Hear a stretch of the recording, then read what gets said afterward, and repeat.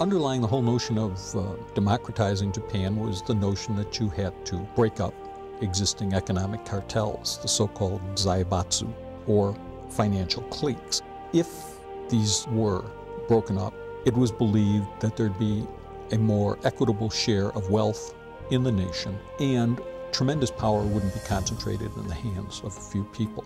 What started out as a very harsh economic policy where the United States was not going to help Japan at all attempt to recover economically, modified over the years to a position where the United States did assist Japan in economic rehabilitation.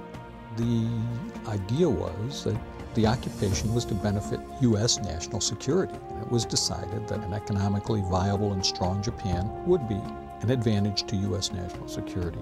For that reason, many of these combines, while not left intact, still were left with enormous wealth, perhaps more than many of the idealists in the occupation would have originally hoped for.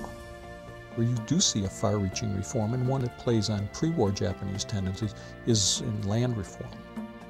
Their land is confiscated from landlords, and it is redistributed to the landless on very liberal credit terms so that people can purchase land.